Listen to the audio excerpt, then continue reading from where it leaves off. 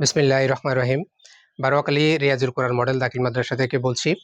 আজকের এই ভিডিওটা করার একটি তো অবশ্যই উদ্দেশ্য আছে।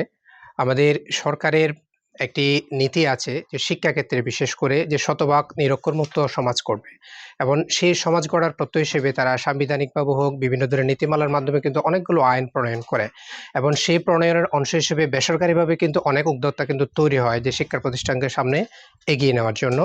তারই একটি প্রক্রিয়ার অংশ হিসেবে এই অঞ্চল থেকে আমাদের এখানে সম্মানিত এই মাদ্রাসার সুপার রয়েছেন নুরুস শফি। সেই নুরুস শফি কিন্তু একটি প্রকল্প নিয়েছেন যে এই প্রতিষ্ঠানকে এই রিয়াজুল কোরআন মডেল দাখিল মাদ্রাসার মাধ্যমে বারোয়াখালী এবং বারোয়াখালী দক্ষিণ পশ্চিম যে জনপদ আছে সেই জনপদকে আলোকিত করবে। আমি সেই জায়গাতে একটু পরে আসছি, তার আগে বলি আমরা যে সরকার যে বারবার বলে থাকে যে নারীর ক্ষমতায়নের কথা বলে, তারপরে নিরক্ষর মুক্ত দেশের কথা বলে, এই যে নারীর ক্ষমতায়নের কিন্তু চমৎকার উদাহরণ কিন্তু এই মাদ্রাসা। সেটা কিরকম?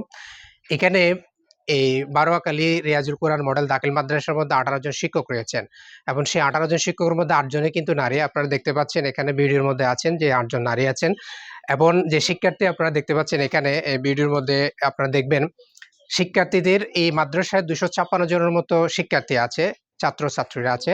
তার মধ্যে 200 জনের মতোই কিন্তু এখানে এই আমরা বলি মেয়ে শিশু। তাহলে আমরা বুঝতে পারছি যে নারীর যে ক্ষমতায়নের কথা বলা হয়, তাহলে সরকার তো এটা অগ্রাধিকার একটি প্রকল্প। যে প্রকল্প সরকারের করার কথা ছিল সেটি বেসরকারি উদ্যোগে কিন্তু এই কাজটি হচ্ছে।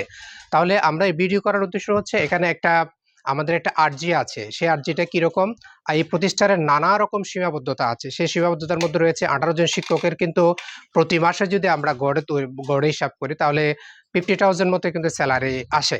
এখন এই যে স্যালারি আসে আমাদের ইনকামের মূল যে সোর্স এখানকার সেটা হচ্ছে টিউশন ফি, শিক্ষার্থীদের টিউশন ফি।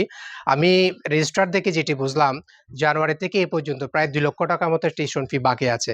তাহলে গার্ডিয়ানরা যদি ঠিকভাবে যদি টিউশন ফি না দেন, শিক্ষকরা যদি বেতন না পান, তাহলে এই যে শিক্ষাটা আমরা যে নিরক্ষরতা মুক্ত দেশের কথা বলি, আমরা শিক্ষার যে জোয়ারের কথা বলি, সেটি তো বাস্তবায়ন কখনো সম্ভব নয়।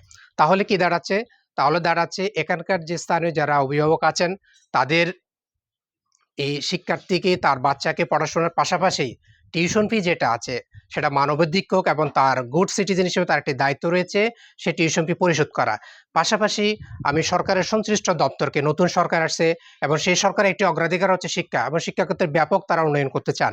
যদি সেটি হয়ে থাকে এই প্রতিষ্ঠানে কিন্তু যতগুলো ক্লাসরুম দরকার তার মধ্যে 2-1টা ক্লাসরুম কিন্তু এখানে স্বল্পতা রয়েছে।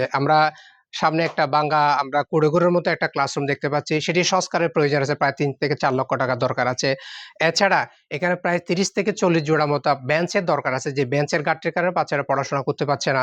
তারপরে বিদ্যুৎ থাকলেও সেই বিদ্যুতের যে সুবিধা, আমরা যে ফ্যানের কথা বলি সেই ফ্যানের সুবিধা থেকে আমরা বঞ্চিত হচ্ছি। এর বাইরেও কিন্তু আরো নানা রকম শিক্ষা উপকরণ দরকার রয়েছে যেগুলো আমাদের একার পক্ষে, প্রতিষ্ঠানের একার পক্ষে, কারণ এখানে যিনি উদ্যোক্তা আছেন, যিনি সুপার আছেন, যিনি জমি দান করেছেন তার একার পক্ষে হয়তো সেটি সম্ভব হচ্ছে না। আর বাৎসরিক আমরা যে সামান্য যে ডোনেশন পাই সেটি বাৎসরিক অনুষ্ঠান করতে কিন্তু আমাদের শেষ হয়ে যায়। তো আমি সরকারের সংশ্লিষ্ট দপ্তরের কাছে আবেদন করছি, এখানে স্থানীয় এমপির কাছে আবেদন করছি, আপনি আপনার এলাকার প্রতিষ্ঠান হিসেবে এই প্রতিষ্ঠানের দিকে নজর দিন এবং এই প্রতিষ্ঠানের যে সমস্যাগুলো আছে সেই সমস্যার সমাধানের জন্য আপনি ব্যবস্থা নেবেন বলে আমরা প্রত্যাশা করছি। ধন্যবাদ সবাইকে।